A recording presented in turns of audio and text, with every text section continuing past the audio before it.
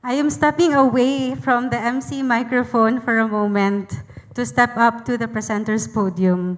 And as an additional disclaimer, I had to make some adjustments to my paper to make sure that I am able to stick with the time limit provided for this conference. So we will solely focus on critical anthropomorphism and linguistic decentering of human superiority of the poem Piniliay sa Mga Isda by Andres Bello. So to start, humanist frameworks that emphasizes on human subjects, experiences, and political aspects as the central place of literary analysis has long dominated Philippine literary studies. Although eco-critical approaches have emerged in recent years to analyze environmental representation in Philippine literature, the intersection of animal studies and political satire remains underexplored within the field. Andres Bello's 1916 Cebuano satirical poem Piniliay sa Mga Isda, or The Fish Election, presents a distinctive textual opportunity to bridge this gap through its unconventional deployment of non-human animal voices as political agents. So the central narrative, fish characters in the poem, participating in an electoral process, departs significantly from conventional literary representations of animals as mere symbols or background elements. So instead, Bello positions fish comparable to human voters, where he portrays them as voting citizens with political consciousness, sana all, language capacity, and sentience. This approach attempts to reanalyze the literary text through post-humanist theory, particularly using Carrie Wolf's framework, where he challenges the anthropocentric hierarchies and questions speciesism as a form of cultural and political expulsion.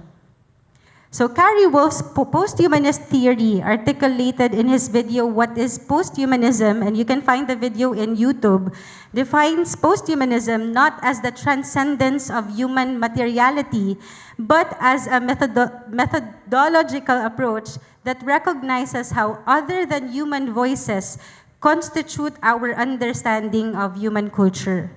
Wolf argues that post-humanism requires recognizing humans as one part of a diverse natural world and relinquishing anthropocentrism to develop truer interdisciplinarity and cultural analysis.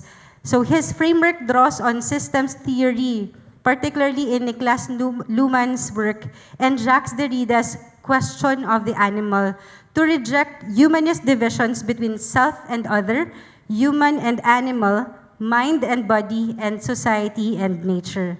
So this paper stems from the imperative to go beyond humanist paradigms that have historically marginalized non-human subjects, which intends to expand Philippine literary criticisms and approach it through post-humanist eco-critical framework, where it offers critical tools to examine how Andres Bello's poem, Piniliay sa Mga Isda, anticipates contemporary animal studies by placing fish as an epistemologically privileged observers of human political failure. So we highlight on critical anthropomorphism and linguistic decentering of human superiority.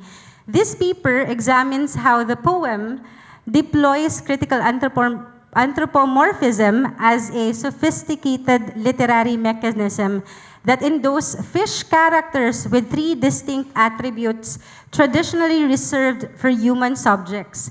One is political consciousness, second is linguistic capacity, and the third one is the sentience. This post-humanist decentering becomes apparent early in the text, early in the poem, during the elder shark's proclamation. So, ang tuyo sa tigulang iho mao ang pagpilig maantigo nga takos nila kasaligan sa pamunuan sa kadagatan. By establishing that the old iho's purpose is to elect the worthy who they can trust in the leadership of the sea. And by the way, the translation is my own translation of the poem. So the poem positions fish as legitimate political subjects capable of civic participation and moral judgment. This linguistic shift directly challenges anthropocentric assumptions of exclusivity regarding political agency. Consequently, the narrative operationalizes Carrie Wolf's posthumanist framework, which systematically undermines the notion that humans are superior to other life forms. Rather than serving as mere narrative exposition or symbolisms, the Fish Elders Declaration functions as a post-humanist assertion that other than human voices or non-human voices are integral to understanding culture itself. The satirical characterization of the arrogant Banak or Mulet further demonstrates how linguistic devices decenter human superiority through ironic inversion. So this critique unfolds as the narrative describes how the fish behaves on the shore. Nagpagarbo ang banak ug mibarog sa lapyahan, kuno siya hawd muagak sa dagat nga kaisdaan. By illustrating a scenario where the banak became arrogant and stood on the beach, but he seemed unable to swim in the fishy sea, the poem exposes political arrogance as a universal, corrupting trait that transcends species boundaries, relatable to our conditions right now. So the Banak's inability to navigate his own natural habitat, contrasted with his display of human-like political hubris, creates a critical distance. This distance forces readers to recognize political corruption as a structural flaw rather than a species-specific defect. Such a depiction aligns with Wolf's argument that subjectivity emerges through language and materiality rather than inherent human superiority. Ultimately, the poem suggests that political consciousness is constituted through discourse rather than biological essence. The persecution of Banak by the elder Iho reveals how political violence operates through power mechanisms that transcend species boundaries. So the poem recounts the event. Gimaldisyon sa tigulang Iho ang garbosong Banak. Gipatungtong sa bato ug nahimo dayong tamasak. So translated, the lines read, the old Iho cursed the arrogant Banak, crushed him beneath a stone, and he immediately became tamasak or a dead fish. This act of violence, violent removal, mirrors patterns of human political repression. Familiar? Yet it grants sea creatures the authority of moral judgment, a capacity traditionally denied to non-human beings. Banak's transformation into tamasak or dead fish functions as a potent political metaphor. It illustrates how authoritarian systems eliminate dissent by staging this conflict among marine or fish characters. However, the poem creates an ironic distance that sharpens its critique of human political practices. So Carrie Wolf's post-humanist ethics demands that we place the animal and human squarely within the same sphere of ethical consideration. This passage demonstrates the dynamics of authoritarian power and violence follow universal patterns visible as clearly in the world of the fish as in human society. So the poem's layered use of the Cebuano language strengthens its rejection of human superiority by weaving post-humanist critique directly into indigenous literary tradition. This dynamic is clear in the following passage. Ang mga isda na ukay, nadasig, usag-usab buot mo kandidato. Apil ang nagpuyo sa hunasan, ingon man ang nagsuksok sa bato. Translated, the lines read, the fish are awake and eager, each one wishing to run as a candidate, including those living in coral crevices and those hiding beneath stones. By listing fish from every kind of habitat, the poem presents a model of democratic inclusion that often remains out of reach in human political systems. So Cebuano terms such as kaisdaan and hunasan anchor this post-humanist perspective in specific cultural and ecological realities.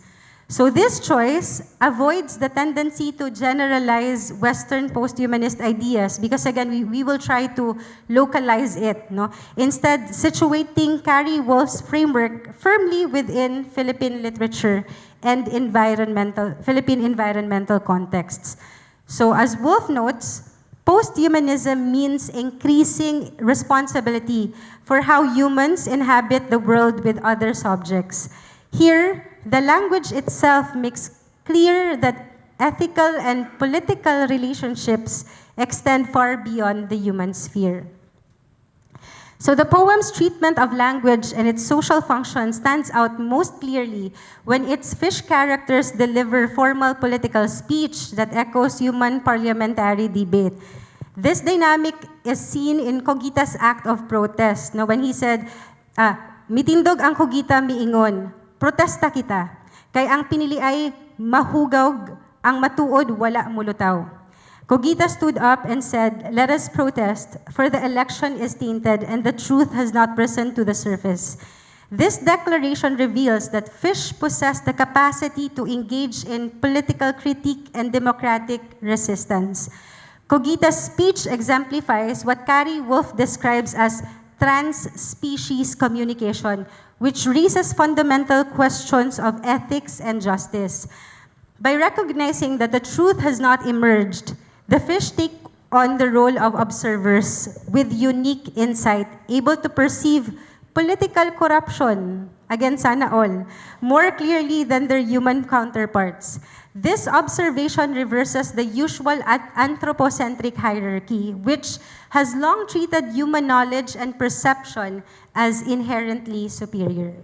So the poem's use of fish habitat metaphors further decenters human superiority by grounding political consciousness in ecological specificity. When fish characters reference, sa dagat nga laom, mingit-ngit, maunay ilang pulianan. The deep, dark sea will be their dwelling. The poem connects political fate to ecological conditions, suggesting that political agency emerges from environmental context rather than transcendent human reason. This ecological grounding anticipates Wolf's later work on ecological poetics that examines how Wallace Stevens' poetry engages with birds and environmental continua. So the Bathalang punishment that confines fish to deep dark sea rather than allowing access to heaven or land reinforces how anthropocentric hierarchies determine spatial distribution of power, but the fish election demonstrates resistance to this ordering. The linguistic decentering reaches its peak in the poem's ironic role reversal, where the fish community, the fish community's judgment of human-like political behavior exposes a more universal corruption when the elder Iho declares that the true purpose of their election is to find leaders who they can trust. The narrative highlights ideal democratic aspirations that human political systems often fail to achieve. By showcasing fish actively exercising their voting agency while humans remain entirely absent from the political stage, the poem positions those non-human subjects as more authentic participants than their human counterparts. This thematic shift mirrors Carrie Wolf's post-humanist argument that viewing humans as merely one part of a diverse natural world opens the door to a richer, truer cultural analysis. Ultimately, the poem leverages the Cebuano satirical tradition as a powerful vehicle for post-humanist critique, one that anticipates contemporary literary theory while remaining deeply rooted in local indigenous practice. So for the findings, through close reading analysis, the study reveals that the fish elders' declaration of voting purpose establishes fish as legitimate political subjects capable of moral judgment. This operationalizes Wolf's framework that undermines the notion that humans are superior to other life forms. The violent elimination of Banach mirrors human political repression while granting fish moral judgment authority, demonstrating how, asan ako? There's how fish politics exposed universal patterns of authoritarian violence. And Cogita's protest speech positions non-human subjects as epistemologically privileged observers who see political corruption more clearly than human participants, reversing the anthropocentric hierarchy that privileges human knowledge, and so on and so forth. Thank you so much for listening. I hope you got something from the presentation.